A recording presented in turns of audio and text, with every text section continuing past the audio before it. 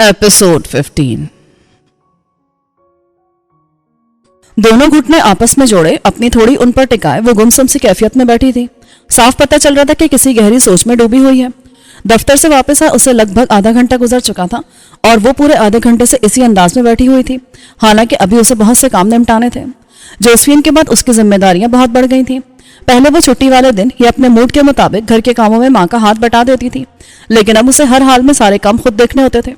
चुनाच उसका मामूल बन गया था कि दफ्तर से आते ही सबसे पहले किचन का रुख करती और रात का खाना चढ़ाने के बाद घर की सफाई सुथराई करती। लेकिन आज उसने किसी काम का हाथ नहीं लगाया और अपने कमरे में आकर जो चुपचाप बैठी थी तो अब तक उसी कैफियत में बैठी हुई थी। घर में दूसरा ऐसा कोई था भी नहीं जो उसे इस कैफियत से निकालने के लिए मुखल होता। घर का दूसरा मकीन जोसेफ तो उससे भी ज्यादा खामोश और उदास रहने लगा था। जोसेफिन की मौत ने उसे दुनिया से काट के रख दिया था। वो सारा वक्त अपने बिस्तर पर लेटा उसकी यादों में खोया पाया जाता था। उसकी हालत से साफ पता चलता था कि वो जोसेफिन के बाद इस दुनिया में महज अपनी जिंदगी के दिन पूरे करने के लिए रह गया है, वरना उसे किसी चीज से कोई रग़बत नहीं है। जूलियट ही उसे सुबह शाम पाबंदी से जबरदस्ती खाना खिला देती तो वो चंद लुक़्मे खा लेता, वरना उसे कुछ होश ना होता। ऐसे में उससे क्या तवक्को रखी जा सकती थी कि वो उसके कमरे में आता और उसे इस कैफियत से निकालता। उसका तो वो हाल हो गया था कि माँ को मौत ले गई थी और बाप जीते जी मर गया था। इन हालात में वो अपनी जख्मी रूह के साथ बड़ी हिम्मत से अपनी जिंदगी को जारी रखे हुए थी, वो भी सीने में जलती इंतकाम की आग के तुफैल, वरना अब उसे खुद भी जिंदगी की इतनी चाह नहीं रही थी। पहले वो दिल में जिन उमंगों को लेकर जीती थी अब उनका कोई नामो निशान नहीं रहा था, लेकिन इंतकाम की जलती आग कहती थी कि वो अपने दुश्मन को कैफरे किरदार तक पहुंचाए बगैर उसे किसी सूरत जिंदगी का दामन नहीं छोड़ना चाहिए, वरना तो आरिफ की बेवफाई के बाद उसके पास रह ही क्या गया था। आरिफ को दफ्तर छोड़ जाने के बाद भी उसने अपनी मुलाजमत जारी रखी। ये मुलाजमत एक तो उसके माशी मसाइल का हल थी, दूसरे वो दिलदार आगा के बारे में भी बाखबर रह सकती थी कि उस जैसी हस्तियों के मामूलात से आगा रहना तो अखबार वालों के पेशे का तकाजा था। खुद उसने भी आज अपने तौर पर उसके बारे में जानने की कोशिश की थी। उसने पोस्ट ऑफिस से सना के घर के लिए कॉल बुक करवाकर उससे बात की थी। करने का तो वो ऑफिस से भी उसे फोन कर सकती थी, लेकिन वहां खुलकर बात करना मुश्किल होता, इसलिए उसने कॉल बुक करवाई थी और मुसलसल दुआ करती रही थी कि सना से उसकी बात हो जाए, वरना इससे कबल उसे तजुर्बा भी हो चुका था कि उसे सना से बात करने का मौका ही नहीं दिया जाता था और हर बार यह पैगाम मिलता था कि सना घर से बाहर है। इस बार उसकी दुआ रंग ले आई और सना ने उसकी कॉल रिसीव कर ली। वो ये जानकर बहुत हैरान हुई कि उसे कॉल करने वाली जूलियट है। तुमने मुझे कॉल क्यों किया जूलियट? तुम्हें ये हिमाकत नहीं करनी चाहिए थी। जूलियट की आवाज सुनकर दोस्ताना गर्मजोशी का मुजाहरा करने के बजाय उसने बरहम से लहजे में कहा। उसके अंदाज पर जूलियट को धचका सा लगा। उसने मरी हुई आवाज में अपनी सफाई पेश की। मैंने तुम्हारा शुक्रिया अदा करने के लिए कॉल की थी सना। इसकी कोई जरूरत नहीं थी। मेरा जो अखलाकी फर्ज बनता था वो मैंने पूरा किया। आगे तुम अपनी जिंदगी जिस तरह चाहे जियो, लेकिन मुझे बख्श दो। आगा साहब को अगर मालूम हो गया ना कि सबिया के जरिए मैंने तुम्हें फरार करवाया था तो वो मेरी जिंदगी अजीरन करके रख देंगे। हमारी भरपूर प्लानिंग के बावजूद वो सबिया से बुरी तरह पेश आए हैं, लेकिन शुक्र है कि सबिया ने अपनी जुबान नहीं खोली और मेरा नाम पोशीदा रहा। लेकिन अगर तुम इसी तरह मुझे फोन किया करोगी तो उनको जरूर शक हो जाएगा कि सारे मामले में मेरा भी कोई हाथ है और मैंने तुमसे अपनी दोस्ती निभाने की कोशिश की है। आई एम वेरी सॉरी सना, वाकई मुझसे गलती हो गई। मुझे तुम्हें कॉल नहीं करनी चाहिए थी, लेकिन अब जबकि मैं गलती कर ही चुकी हूँ तो मुझ पर एक मेहरबानी और कर दो और मुझे बता दो कि आजकल आगा कहाँ होता है। उसने वो सवाल किया जिसके लिए ये कॉल की थी। असल में आजकल दफ्तर में भी आगा से मुताल्लिक कोई खबर नहीं आ रही थी, ना वो कांग्रेस के किसी जलसे जुलूस में शरीक नजर आ रहा था। अगर ऐसा होता तो खबरों में भी उसका जिक्र होता। वो यूरोप गए हैं, उनका ख्याल है कि अपना बिजनेस यूरोप के किसी कंट्री में सेट कर लें, इसलिए घूम फिर कर जायजा लेने के लिए गए हैं। लेकिन तुम उनके मुतालिक क्यों पूछ रही हो? उसके जवाब ने जूलियट की उलझन दूर कर दी और उसे मालूम हो गया कि आजकल आगा खबरों में क्यों नहीं है और उसके आज़ाद होने के बाद उसने दोबारा उससे राब्ता करने या तंग करने की कोशिश क्यों नहीं की। तुमने बताया नहीं कि तुम आगा के मुतालिक क्यों पूछ रही हो। सॉरी सना, तुम एक अच्छी दोस्त हो और तुमने मुझे अपने शौहर की कस्टडी से छुड़वाकर दोस्ती का हक भी अदा कर दिया है, लेकिन ना तो मैं शायद इस एहसान का बदला उतार सकती हूँ और ना ही दोस्ती का हक अदा कर सकती हूँ। मेरी वजह से अगर तुम्हारा कोई लॉस हो तो उसके लिए मैं पहले तुमसे सॉरी कहती हूँ। उसने सना के जवाब में ये जुमले कहकर फोन बंद कर दिया, लेकिन उसके बाद खुद अजीब सी कैफियत का शिकार हो गई। यह एहसास बहुत तकलीफ देता था कि उसकी जिंदगी बर्बाद करने वाला आगा खुद मजे से यूरोप में घूमता फिर रहा है और वहां अपने बिजनेस को मुंतकिल करने की तैयारी में है। बिजनेस की मुंतकली के बाद यकीनन वो खुद भी यूरोप शिफ्ट हो जाता और उसकी पहुंच से बहुत दूर निकल जाता। इन हालात में नहायत जरूरी हो गया था कि वो जल्द अज जल्द अपनी इंतकामी कार्रवाई अंजाम देने का इंतजाम कर ले। इस काम के लिए उसके पास इतनी ही मोहलत होती कि आगा यूरोप से वापस आता और हिंदुस्तान में अपना बिजनेस वाइंड अप करता। इस मुख्तसर मुद्दत में अपना काम अंजाम देने के लिए अव्वल तो उसका आगा की हिंदुस्तान वापसी से आगाह रहना बहुत जरूरी था। दूसरे उसे कोई हथियार हासिल करना था, ऐसा हथियार जिसका पहला ही वार कारी साबित हो और आगा को बचने की मोहलत ना मिल सके। ऐसे हथियार के उसूल के लिए उसे जो राह नजर आ रही थी उस पर फारूक का चेहरा सामने था। اسے اندازہ تھا کہ صبح شام اس کے انتظار میں کھڑے ہونے والے فاروق کی نگاہوں میں اس کے لیے پسندیدگی تھی. وہ اس پسندیدگی سے فائدہ اٹھا کر فاروق سے اپنے مطلب کے ہتھیار کا مطالبہ کر سکتی تھی. لیکن آج کل تو فاروق بھی اسے نظر نہیں آ رہا تھا. شاید اس کے اغوا کے بعد وہ بھی اپنی پسند سے دستبردار ہو گیا تھا. جولی جولی کدھر ہے تو؟ کتنا اندھیرا کر رکھا ہے گھر میں؟ وہ جانے کب تک اپنے خیالات میں ڈوبی بیٹھی رہتی کہ للیتا موسی کی آواز نے اسے چونکایا. وہ آوازیں دیتی ہوئی اس کے کمرے تک آ گئی تھی اور خود ہی بتی روشن کر دی تھی. کیا بات ہے، تو ایسے چپ چاپ اندھیرے میں کیوں بیٹھی ہوئی تھی؟ بس ایسے ہی موسی، ذرا تھک گئی تھی تو لیٹ گئی تھی اور نیند آ گئی. ابھی تمہارے آواز دینے پر ہی آنکھ کھلی ہے. اس نے بہانہ بنایا اور فوراً اپنی جگہ سے کھڑے ہوتے ہوئے بولی، اچھا ہوا تم نے مجھے جگا دیا، مجھے ڈیڈ کے لیے ڈنر بھی تیار کرنا تھا. وہ یہاں فارغ بیٹھ کر موسی کے سوال جواب کا سامنا کرنے کے لیے تیار نہ تھی. چل میں تیرا ہاتھ بٹا دیتی ہوں. گھر والے تو سارے میری بیٹی کی نند کے بیاہ میں گئے ہوئے ہیں. میری طبیعت اچھی نہیں تھی اس لیے میں گھر پر ہی رک گئی، پر اکیلے گھر میں من گھبرانے لگا تو تیرے پاس چلی آئی. موسی کے جواب نے اسے بتایا کہ وہ اتنی جلدی وہاں سے ٹلنے والی نہیں ہے. اسے یہ بھی علم تھا کہ موسی طبیعت کی خرابی کی وجہ سے نہیں بلکہ اپنی نند سے پرخاش کے باعث اس کی بیٹی کے بیاہ میں نہیں گئی تھی. یہاں محلے میں اس طرح کی کہانیاں عام تھیں اور سبھی ایک دوسرے کے ان حالات سے واقف تھے. وہ ایک گہرا سانس لیتے ہوئے کچن کی طرف بڑھ گئی. موسی اس کے پیچھے پیچھے تھی. اس نے مونگ کی دال پکانے کے لیے نکالی تو موسی نے اسے مونگ کی دال پکانے کے 10 طریقے ایک ہی سانس میں بتا ڈالے. وہ خاموشی سے سنتی ہوئی اپنا کام نمٹاتی رہی. بڑا بوجھ آ گیا ہے تجھ پر، کمانے بھی جانا ہے اور چولہا چکی بھی سنبھالنا ہے. بڑا من دکھتا ہے تیرے اس حالت کو دیکھ کر. کیسا اچھا جیون بتا رہی تھی تو اپنے ماتا پتا کے سنگ، پر ایک دم ہی سب کچھ ختم ہو گیا. ہے بھگوان، جوزف بیچارہ تو بالکل ہی ٹوٹ گیا. آس پڑوس نے تمہاری ماں کا کریا کرم کیا، ورنہ اسے کہاں کسی بات کا ہوش تھا. ادھر اڈے والوں نے بھی بہت ساتھ دیا، سارا خرچہ بھی اٹھایا اور ان کے بندے بھی آتے جاتے رہے. حالانکہ ان کے تو اپنے سوجا ملے ہیں. اب بھی سنا ہے کہ دادا کا سب سے لاڈلا گرگا گھائل ہو کر اسپتال میں پڑا ہے. فاروق نام دے رہے تھے لوگ اس لڑکے کا. سنا ہے سر پر چوٹ آئی ہے، بڑا انگریز ڈاکٹر علاج کر رہا اس کا. باتوں ہی باتوں میں للیتا موسی اسے بڑے کام کی بات بتا گئی. وہ جو اب تک یہ سمجھتی رہی تھی کہ اغوا ہونے کے بعد فاروق جیسے گنڈے نے بھی اسے اپنی توجہ کے لائق نہیں سمجھا، یہ جان کر ہلکی پھلکی ہو گئی کہ فاروق کے غیاب کی وجہ عدم دلچسپی کے بجائے کچھ اور ہے. کون سا ہاسپٹل میں ایڈمٹ ہے وہ؟ اس نے پہلی بار موسی کی باتوں میں دلچسپی لیتے ہوئے اس سے سوال کیا. جدھر تو تھی نا وہیں تو ہے وہ. ہم تجھے لے کر اسپتال پہنچے تھے تو ربن دادا پہلے سے ادھر تھا. ادھر اس نے بھی بڑا خیال رکھا، تیری دوا دارو دیکھ بھال سب اس نے اپنے سر لے لیا تھا. میں تو تیرے پاس اسپتال میں رکنا چاہ رہی تھی، پر دادا نے حکم دیا کہ گھر واپس جاؤ تو لوٹ کر آنا پڑا. پر بھگوان جھوٹ نہ بلوائے، میرا من تو تجھ میں ہی اٹکا ہوا تھا. للیتا نے اپنا خلوص جتایا. حالانکہ سچ یہ تھا کہ ربن نے اس کی ٹو لینے والی فطرت بھانپ کر اسے اسپتال سے چلتا کیا تھا. وہ نہیں چاہتا تھا کہ للیتا کے ذریعے اس سے متعلق داستانیں گھر گھر پھیلے. اچھا کیا نا دادا نے کہ تمہیں گھر واپس بھجوا دیا. دیکھ بھال کے لیے تو وہاں بہت اسٹاف تھا، تم خامخواہ تھکتی. نظر رکھنے کے لیے تو وہاں ربن دادا کے آدمی بھی موجود تھے ہی. ہاں یہ تو ہے. میری مان تو کسی دن جا کر ربن دادا کو دھنیہ واد بول دے. ایسے لوگوں سے بنا کے رکھنے میں بڑا فائدہ رہتا ہے. تو ہے بھی اکیلی ناری. باپ تو تیرا بس نام کو رہ گیا، اسے تو اپنا ہی ہوش نہیں رہتا. تیرا خیال کہاں سے رکھے گا؟ ٹھیک ہے موسی، میں جاؤں گی کسی دن وہاں. للیتا کا مشورہ اس کے جی کو لگا اور وہ سوچنے لگی کہ موقع دیکھ کر دفتر سے واپسی میں اسپتال کا چکر لگا لے گی تو اس بہانے فاروق کی عیادت بھی ہو جائے گی اور ربن دادا کا شکریہ بھی ادا کر دے گی. عیادت کی رسم اسے یہ موقع فراہم کر سکتی تھی کہ وہ فاروق سے کسی ہتھیار کی فرمائش کر سکے. میری مان تو اب گھر بسا لے جولی. وہ لڑکا کیا شبھ نام تھا اس کا؟ ہاں عارف.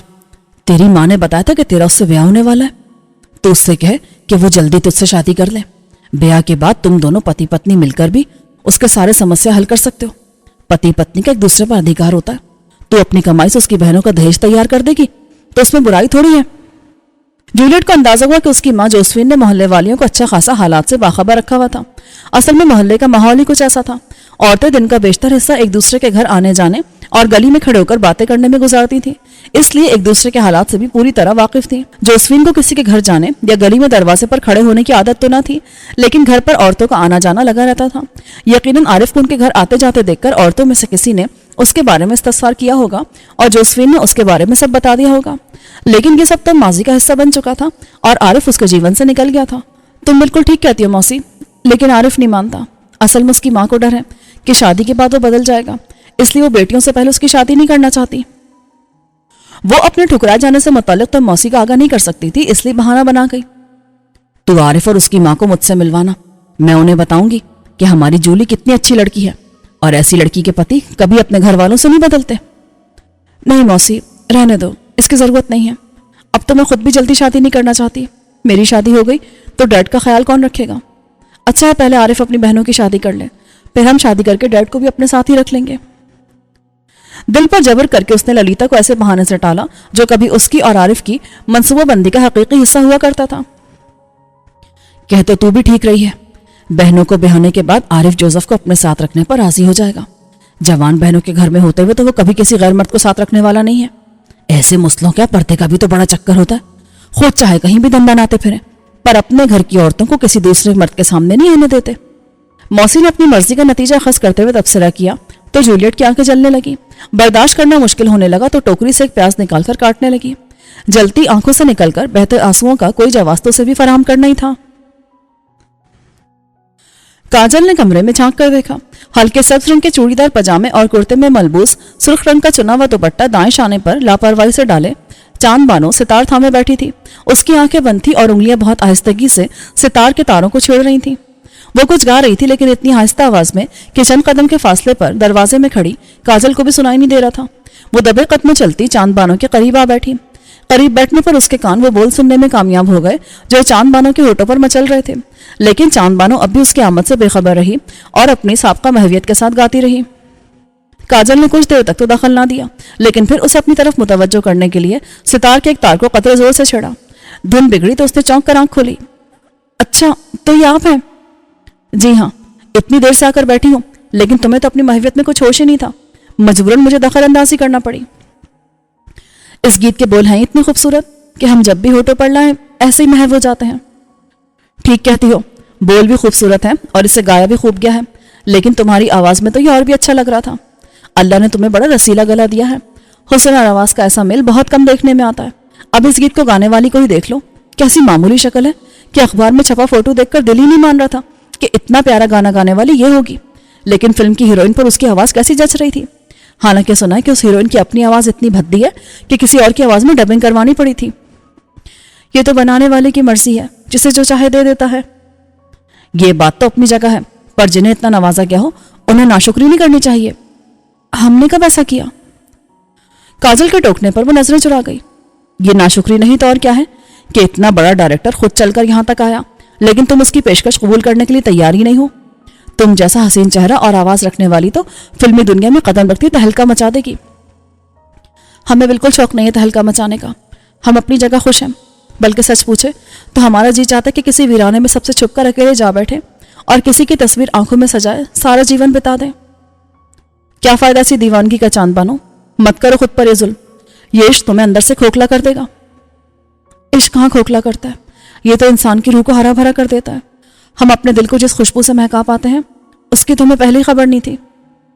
یہی شراب تو آدمی کو مار ڈالتا ہے اور میں تم ایسے تباہ ہوتے نہیں دیکھ سکتی. کاجل کی آنکھوں میں آنسو چمکنے لگے. آپ کے خیال میں فلمی دنیا میں جا کر ہم بہت آباد ہو جائیں گے؟ کم سے کم تمہیں اس ماحول سے نکلنے کا موقع تو مل جائے گا. یہاں رہ کر محفلیں آباد کرنے سے بہتر ہے کہ تم فلمی لائن میں چلی جاؤ, ورنہ یہاں تمہارے ساتھ بہت برا ہوگا. بائی جی ہمیشہ تمہارے انکار کو خاطر میں لانے والی نہیں ہے. تم نے زیادہ ضد کی تو وہ تمہارا کسی دولت مند سیٹ سے سودا کر کے دام کھڑے کر لیں گی. کاجل نے اسے ڈرایا. نہیں, وہ ہمارے ساتھ ایسا نہیں کر سکتی. چاند بانو نے بڑی شدت سے نفی میں سر ہلایا لیکن اس کے اندر سے خوفزدہ آواز نے اسے للکارا. ایسا کیوں نہیں ہو سکتا چاند بانو, یہ کوٹھا ہے اور یہاں دن رات انسانی جسموں کے سودے ہوتے ہیں. کیا تمہیں سنی سنائی پر مان ہے کہ تم زمرد بائی کی بیٹی ہو؟ تو یہ کون سی انوکھی بات ہے. صدیوں سے اس بازار میں مائیں بیٹیوں کا سودا کر کے دام کھڑے کرتی رہی ہیں. اگر تمہاری ماں نے بھی کچھ ایسا کر لیا تو کیا انوکھا ہوگا. پھر یہ بات بھی تو پکی نہیں ہے کہ تم سچ مچ زمرد بائی کی بیٹی ہو سکتا ہے اس کے قول کے مطابق تم اس کی بہن ہی ہو, اور کوٹھوں پر بہنوں کی رگوں میں ایک خون ہونا ذرا مشکل ہی ہوا کرتا ہے. اس لیے کسی فیصلہ کن گھڑی میں خون کے جوش مارنے کے امکانات بھی ذرا کم ہی ہوتے ہیں. چاند بانو کا چہرہ پیلا پڑ گیا. کیوں, کیا ہوا؟ تمہارا رنگ کیوں پیلا پڑ گیا؟ اپنے کہنے پر خود ہی یقین نہیں ہے نا. تو پھر ہم کیا کریں؟ میرا مشورہ مان لو اور فلم والوں کو ہاں کہہ دو. ہم ان کے سوا کسی کو دکھائی اور سنائی دینا نہیں چاہتے. اس نے حیا سے پلکیں جھکا کر اپنی بے بسی کا اظہار کیا تو اس پل کاجل کو وہ ہمیشہ سے بڑھ کر حسین لگی. فاروق صاحب کتنے خوش نصیب ہیں, کاش انہیں اس بات کا اندازہ ہوتا. کاجل بے ساختہ ہی بول اٹھی. خوش قسمت تو ہم ہیں کہ ہمیں ان سے ملاقات نصیب ہوئی. تم تو بالکل پگلی ہو چاند بانو. ایک زمانہ تم پر فدا ہے، بڑے سے بڑا سیٹ اور افسر تمہاری ایک دید کو بے چین رہتا ہے، اور تم ہو کہ اپنی قدر و قیمت بھلائے فاروق صاحب پر مر مٹی ہو۔ عشق کا اصل لطف مر مٹنے میں ہے۔ اگر فاروق صاحب بھی تم سے کہیں کہ فلم والوں کو ہاں کر دو تو کیا کرو گی؟ کاجل نے گویا اسے آزمانے کی کوشش کی۔ ان کے کہنے پر تو ہم بنا اف کیے جلتی آگ میں بھی کود پڑیں گے۔ ٹھیک ہے، تو پھر اپنی بات کو یاد رکھنا، ابھی تو فاروق صاحب اسپتال میں ہوں گے، کل ہی چلتے ہیں ان سے ملاقات کے لیے، اب تو اس مقدمے کا فیصلہ وہی کریں گے۔ کاجل جوش میں آ گئی۔ کہیں تم نے سلسلے میں ان سے کوئی بات تو نہیں کر رکھی؟ اسے شک ہوا اور اسپتال کی ملاقات میں کاجل کا کچھ دیر کے لیے فاروق کے پاس تنہا رکنا یاد آ گیا۔ اس نے وہاں سے واپسی میں بھی اس سلسلے میں کاجل سے پوچھا تھا، لیکن وہ اسے طرح دے گئی تھی۔ کیوں؟ تمہارے فاروق صاحب کے پاس اپنی عقل سمجھ نہیں ہے کیا، جو وہ میرے سکھانے پر کچھ سیکھ جائیں گے؟ اچھے خاصے معقول آدمی لگے تھے مجھے، یقیناً اپنی ذاتی رائے بھی مناسب ہی رکھتے ہوں گے۔ تو پھر کیا کہتی ہو، چلو ان سے ملنے؟ چکور سے چاند کی طرف پرواز کرنے کا بھی کبھی کسی نے پوچھا ہے کیا؟ ہاں، میں تو بھول ہی گئی تھی بھائی کہ یہاں تو عشق نے دنیا الٹ کر رکھ دی ہے، اور جو خود چاند ہے وہ چکور بن بیٹھی ہے۔ چلو تو پھر کل ہی چلتے ہیں، تاکہ اس روز روز کی بحث سے جان چھوٹ جائے۔ بائی جی سے باہر جانے کی اجازت کیسے ملے گی؟ اس کی تم فکر مت کرو، یہ میری ذمہ داری ہے۔ کاجل وہاں سے اٹھتے ہوئے بولی، تم یہاں بیٹھ کر خواب بنو، میں چلتی ہوں، خان صاحب ریاض کروانے کے لیے آتے ہی ہوں گے۔ وہ وہاں سے چلی گئی تو چاند بانو نے ایک بار پھر ستار تھام کر آنکھیں موند لی۔ اس بار اس کی مخروطی انگلیوں نے ستار پر جو دھن چھیڑی تھی اس میں پیا ملن کی آس بڑی واضح تھی۔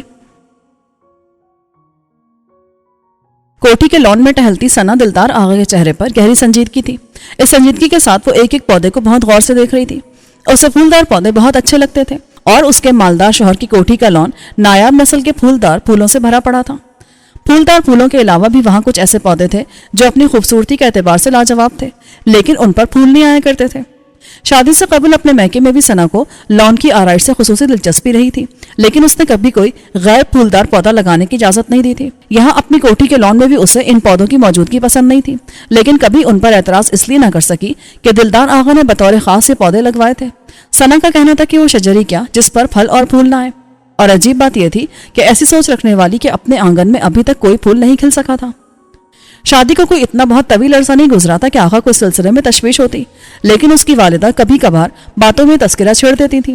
وہ تو شادی کے پہلے ہی سال کے اندر پوتا دیکھنے کی خواہش مند تھی۔ خود ثنا کو بھی اس سلسلے میں تشویش تھی، اس لیے اس نے کسی کے بھی علم میں لائے بغیر خاموشی سے ایک لیڈی ڈاکٹر سے رابطہ کر کے اپنا چیک اپ کروا لیا تھا۔ لیڈی ڈاکٹر نے چند ضروری ٹیسٹ کروائے تھے، اور اس کے بعد آج صبح اسے حتمی جواب دے دیا گیا تھا۔ اس کے مطابق ثنا میں ماں بننے کی صلاحیت نہیں تھی، اور اس بات کا امکان بھی بہت ہی کم تھا کہ وہ لاج معالجے کے بعد کبھی ماں بن سکے۔ اپنے بانجھ ہونے کا سن کر ثنا کو سخت صدمہ ہوا تھا، اور یہ حقیقت برداشت کرنا بہت مشکل لگ رہا تھا کہ وہ ایک بے پھل و پھول کا شجر ہے۔ اس وقت تو اپنے آپ کو دنیا کی سب سے غریب عورت تصور کر رہی تھی، جس کا دل پہلے ہی اجڑا ہوا تھا اور اب گود کی ویرانی کی خبر بھی مل گئی تھی۔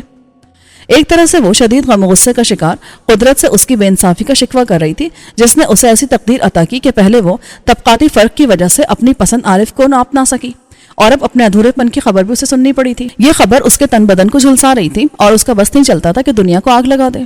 کتنے لوگ ہوں گے جو میری قسمت پر اشک کرتے ہوں گے؟ میں جو منہ میں سونے کا چمچہ لے کر پیدا ہوئی تھی اور پھر ملک کی ایک ممتاز شخصیت سے بیاہی گئی، لوگوں کی نظر میں قابل رشک ہوں گی، لیکن کوئی مجھ سے پوچھے میں اندر تک کیسے اجڑی ہوئی اور ویران عورت ہوں۔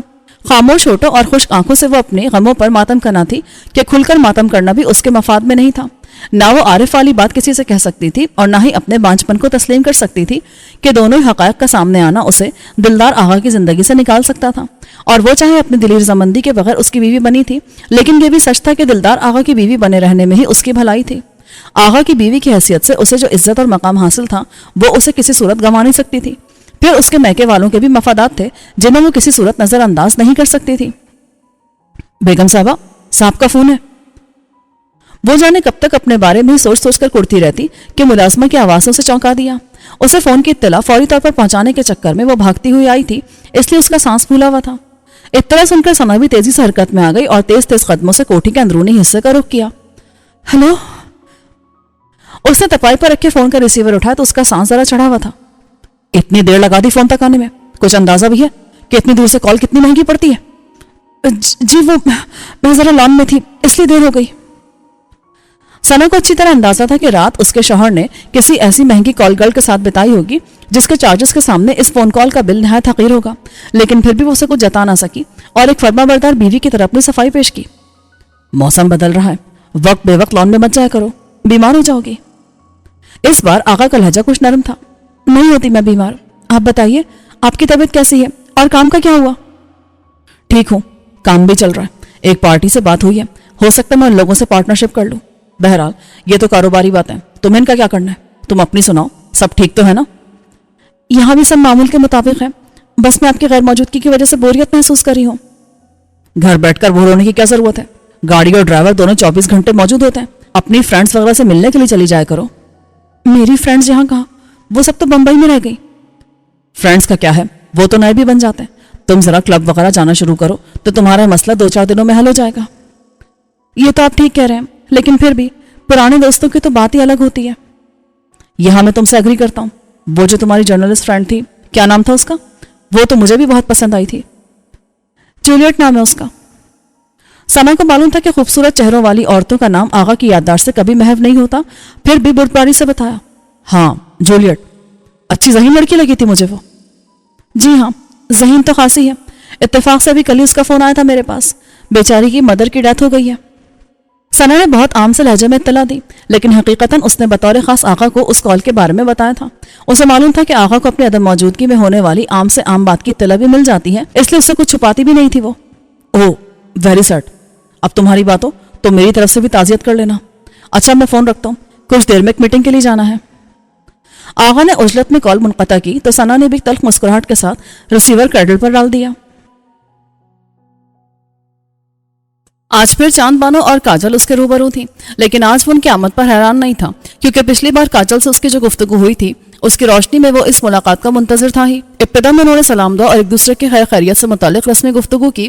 फिर काजल ने असल बात छेड़ दी। अपनी चंदा को फिल्म से ऑफर आई है, बहुत बड़ा डायरेक्टर है जो इसे अपनी फिल्म में लेना चाहता है, पर यह राजी नहीं होती। उसने इस अंदाज में फारूक के सामने तस्करा छेड़ा जैसे पहली बार उसे बता रही हो। जबरदस्त, ये तो अच्छी खबर है। दिल पर जबर करके फारूक ने उस ड्रामे में अपना किरदार अदा करना शुरू किया और बतौर खास चांद बानो की तरफ रुख करके उससे बोला, तुम इनकार क्यों करी हो चांद बानो? ऐसा चांस तो बहुत कम लोगों को मिलता है। क्या आप चाहते हैं कि हम फिल्म में काम करें? उसके लहजे में जैसे ही ख्वाहिश बोल रही थी कि फारूक उसे रोक दे, मना करते कि नहीं चांद बानो, तुम फिल्म में काम मत करना, मुझे तुम्हारा फिल्मी हीरोइन बनना अच्छा नहीं लगेगा। फारूक ने उसके लहजे की इस हसरत भरी ख्वाहिश को पूरी तरह महसूस किया, लेकिन अनजान बन गया और नहायत संजीदगी से बोला, मेरे ख्याल में तो तुम्हें हाँ कर देनी चाहिए। हमारे यहाँ लोग फिल्में शौक से देखते हैं और फिल्मी फनकारों को बहुत पसंद भी किया जाता है। तुम फिल्म लाइन में चली जाओगी ना तो इज्जत, शोहरत, दौलत सब पालोगी। इज्जत भी? फारूक ने उसे नजरअंदाज किया और साबका अंदाज में बोला, बहरहाल मैंने तुम्हें सिर्फ एक मशवरा दिया है, तुम अपने लिए जो मुनासिब समझो फैसला कर सकती हो। आपका मशवरा हमारे लिए हुक्म का दर्जा रखता है, आपने कहा है तो हम जरूर फिल्म में काम करेंगे। उसी वक्त रब्बन कमरे में दाखिल हुआ। दोनों लड़कियों ने अपनी जगह से खड़े होकर उसे आदाब किया। कैसा चल रहा है तुम लोगों का धंधा? दोबारा फिर तो किसी ने तंग नहीं किया? उसने शफकत के साथ दोनों लड़कियों से पूछा। वो जहांदीदा आदमी था और चांद बानो की फारूक में दिलचस्पी को समझता था, इसलिए उन लोगों की यहाँ मौजूदगी पर कतई हैरान नहीं हुआ। नहीं दादा, अब तो कोई तंग नहीं करा। सुनने में आया था कि मज्जू दादा को आपने सबक सिखा दिया है और अंग्रेज अफसर विलियम इंग्लिस्तान गया हुआ है। काजल ने कहा, सबक तो उस गोरे को भी सिखाने का था पर निकल गया साला। खैर लौट कर तो इधर ही आएगा ना, फिर अपन उसको भी देख लेंगे। जमरुद भाई कैसी है? अब उसे कोई खास परेशानी तो नहीं है? भाई जी बिल्कुल ठीक है, बल्कि आजकल तो खासे खुश हैं कि जो अपनी चंदा है ना, इसे फिल्म से ऑफर आई है। किसने की है ऑफर? रब्बा ने दिलचस्पी से पूछा। अनिल कुमार ने, बड़े शानदार डायरेक्टर हैं, उनकी बनाई फिल्में हमेशा हिट होती हैं। काजल ने रब्बन से ज्यादा चांद बानो को सुनाने के लिए बताया। हाँ री, अपन जानता उसे, डायरेक्टर तो सचमुच एकदम चौकस है। असल में माल पानी खूब लगाता है ना, फिल्म तो फिर हिट होनी है। रब्बन ने कहा और फारूक की तरफ रुख करके उसे बताने लगा। फिल्म का धंधा अभी एकदम चालू है, बड़ा बड़ा सेठ लोग इस धंधे में अपना पैसा लगा रहा है। अपना भाटिया सेठ भी इस तरफ माल लगाता है, बल्कि अपन ने सुना है ये जो अनिल कुमार है ना, उसकी अगली फिल्म में अपना भाटिया सेठ ही पैसा लगाने वाला है। ये तो बहुत अच्छी खबर है। अगर सेठ अनिल कुमार की फिल्म में पैसा लगाता है तो तुम उससे कह देना कि चांद बानो का ख्याल करे। उसने जैसे चांद बानो की दिलजोई की कोशिश की। बिल्कुल बोल देगा, अपन बोलेगा तो देखना उधर सेट पर सारे लोग कैसे चांद बानो के आगे पीछे घूमेगा। रब्बन ने एक बार फिर अपनी जहांदीदगी का सबूत दिया। वो लिफाफा देखकर मजमून भाप लेने वाला आदमी था, इसलिए समझ गया था कि फारूक सर झुका के खामोश बैठी चांद बानो को फिल्म में काम करने के लिए आमादा करने की कोशिश कर रहा है, सो खुद भी उस काम में उसका हाथ बटाया। دیکھ لو چاند بانو، تم کتنی خوش قسمت ہو، خدا خود ہی بیٹھے بٹھائے تمہارے لیے آسانیاں پیدا کرتا جا رہا ہے۔ کاجل نے چاند بانو کو ٹہوکا دیا، لیکن وہ اپنی سابقہ حالت میں سر جھکائے بیٹھی رہی۔ قسمت والا تو یہ اپنا فاروق بھی بہت ہے، اس کا ہر کام فٹافٹ بن جاتا ہے۔ ابھی یہ دیکھ لو کہ اپن سوچ رہا تھا کہ اسے علاج کے واسطے کون سے پہاڑی شہر لے کر جائیں کہ بھاٹیا سیٹ خود ہی بول اٹھا کہ اس کا ایک بنگلہ ادھر شملہ میں بھی ہے، اگر اپن چاہے تو فاروق کو ادھر لے جا کر رکھ سکتا ہے۔ اپن نے فوراً ہاں بول دیا اور شملے کا ٹکٹ بھی کٹوا لیا۔ ابھی ٹھیک 4 گھنٹے بعد اپن کو شملہ جانے کا واسطے ٹرین میں بیٹھنے کا ہے۔ فاروق چونکا، اتنی جلدی؟ میں تو سوچ رہا تھا کہ اسپتال سے فارغ ہو کر پہلے کچھ دن اڈے پر جا کر رہیں گے اور پھر کہیں اور جائیں گے۔ اڈے پر جانے کا ٹائم نہیں، اب ادھر اپن پیغام بھیج دیا، گولو تیرا سب سامان باندھ کر تیار کر دے گا، تو سیدھا اسٹیشن ہی پہنچ جائے گا۔ تھوڑا ٹائم تیرے کو ادھر اسپتال میں بھی لگنے کا ہے، ڈاکٹر لوگ تیرا فائنل چیک اپ کر کے دوائیاں وغیرہ لکھنے کو مانگتا ہے۔ اپن نے سسٹر کیتھی سے پہلی بات کر لیا ہے، وہ اپن کے ساتھ شملہ چلے گا تاکہ تیرا ٹھیک سے دیکھ بھال کر سکے۔ ربن نے اسے مزید تفصیلات سے آگاہ کیا تو وہ دنگ رہ گیا۔ اس نے غصے میں ربن سے سارے فیصلے خود ہی کرنے کا کہا تھا اور وہ سچ مچ ایسا کر چکا تھا، لیکن اس کے اپنے پاس اب اعتراض کی کوئی گنجائش نہیں رہی تھی اور اب موقع بھی نہ تھا کہ وہ ربن سے پروگرام میں کسی تبدیلی کی فرمائش کرتا۔ ویسے تو اسے خود بھی عادت تھی کہ وہ ربن کے فیصلوں کو بلا ہل حجت کے قبول کر لیتا تھا کہ اس کا ہر فیصلہ اس کی بھلائی کے لیے ہی ہوتا تھا، لیکن اس بار کچھ بے چینی اس لیے تھی کہ وہ کہیں بھی جانے سے پہلے جولیٹ کو ایک نظر دیکھ لینا چاہتا تھا، مگر اب اس کا کوئی امکان نہیں رہا تھا کیونکہ اس کی معلومات کے مطابق کہ جولیٹ کے دفتری اوقات تھے اور ان اوقات میں وہ دفتر میں ہو سکتی تھی۔ بڑا اچانک ہی پروگرام بنا لیا آپ لوگوں نے، فاروق صاحب نے تو ہمیں اس بارے میں کچھ بتایا ہی نہیں تھا۔ چاند بانو کے چہرے کے بدلتے تاثرات دیکھ کر کاجل نے شکوہ کیا۔ ڈاکٹر لوگ نے سجیشن دیا تھا کہ اپنے ہیرو کو کسی پہاڑی علاقے میں لے جا کر رکھو نا تو کھلی ہوا میں اس کی صحت پر اچھا اثر پڑے گا۔ اپن سوچ رہا تھا کہ دل لے کر جائیں، پر کوئی پکا پروگرام تو نہیں تھا، اس لیے اس نے تمہیں بتایا نہیں ہوگا۔ کوئی بات نہیں، ہمیں علم ہونے سے زیادہ ان کا صحتیاب ہونا ضروری ہے، چاند بانو نے دھیمے لہجے میں کہا تو فاروق اس کی شکل دیکھ کر رہ گیا۔ وہ مجبور تھا کہ اس لڑکی سے محبت نہیں کر سکتا تھا، لیکن اس کی محبت کا احترام تو اس پر واجب تھا، چنانچہ اس کی دلجوئی کے لیے نرمی سے بولا، مجھے یقین ہے کہ تمہاری دعائیں میرے بہت کام آئیں گی اور میں بہت جلد صحتیاب ہو کر بمبئی واپس لوٹوں گا۔ اس وقت ہم ایک تفصیلی ملاقات کریں گے اور تم مجھ سے وہ سب کہہ سکو گی جو تم کہنا چاہتی ہو۔ اللہ کرے وہ دن جلد آئے، آمین، کاجل نے کہا اور پھر فاروق کو مخاطب کر کے بولی، شملہ میں آپ کے قیام کے دوران اپنی خیر خبر معلوم کرنے کی صورت کیا ہوگی؟ میرے بارے میں اطلاعات تو آپ کو اڈے سے مل سکتی ہیں، لیکن ٹھہریے، میرا خیال ہے اڈے آنا آپ کے لیے مناسب نہیں ہوگا۔ میں ایسا کروں گا، شملہ سے آپ لوگوں کے نام ایک الگ چٹھی لکھ کر بھیج دیا کروں گا، اڈے کا کوئی بھی آدمی چٹھی آپ تک پہنچا دے گا۔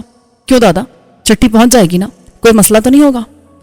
مسئلہ کیا ہونا رے، تو نے بول دیا تو سمجھ لے یہ کام ہونا ہی ہونا ہے۔ میرا خیال ہے اب تو آپ کا اطمینان ہو گیا ہوگا اور مزید کوئی وسوسہ نہیں ستائے گا۔ وہ بظاہر دونوں سے پوچھ رہا تھا، لیکن اصل مخاطب چاند بانو تھی۔ اس نے بھی یہ بات خوب سمجھی اور شرمیلی مسکراہٹ سے نفی بسر ہلا دیا۔ اسی پل دروازے پر دستک ہوئی۔ مسٹر فاروق، آپ کو چیک اپ کے لیے ہمارے ساتھ چلنا ہوگا۔ جواب ملنے پر نرس کیتھرائن ایک دوسری نرس کے ساتھ اندر آئی اور پیشہ ورانہ انداز میں بولی، میں چلنے کے لیے تیار ہوں، لیکن آپ کی اتنی نفری کو ساتھ لائی ہیں، کیا میری طرف سے انکار کا خدشہ تھا؟ جی نہیں، ایسی کوئی بات نہیں، اصل میں تو سسٹر انیتا اس ٹائم ڈیوٹی پر ہے، میں صرف اس لیے آپ کے ساتھ جا رہی ہوں کہ ڈاکٹر جو بھی انسٹرکشنز دیں گے وہ اچھی طرح نوٹ کر سکوں تاکہ شملہ میں کسی قسم کی کوئی دقت پیش نہ آئے۔ کیتھرین نے وضاحت کی تو وہ مسکرا دیا، پھر کاجل اور چاند بانو کی طرف رخ کر کے بولا، اچھا تو اب اجازت دیجیے۔ بالکل، ہم بھی اب روانہ ہوتے ہیں، آپ اطمینان سے معائنے کے لیے جائیے، چاند بانو نے جواب دیا۔ فاروق کی طرف سے ہونے والے اپنائیت کے ذرا سے اظہار نے اسے بڑا سہارا دیا تھا اور وہ خاصی پر اعتماد نظر آ رہی تھی۔ فاروق کیتھرائن اور اس کے ساتھی نرس کے ساتھ معائنے کے لیے چلا گیا تو اس نے ربن سے شملہ سے روانگی کے متعلق 1-2 سوالات کیے اور پھر خود بھی کاجل کے ساتھ اسپتال سے روانہ ہو گئی۔ البتہ ربن کے لیے یہ سوچ ضرور چھوڑ گئی کہ کیا جولیٹ کے سحر سے فاروق کو آزاد کروانے میں چاند بانو کوئی کردار ادا کر سکتی ہے، اگر ہاں تو کیسے؟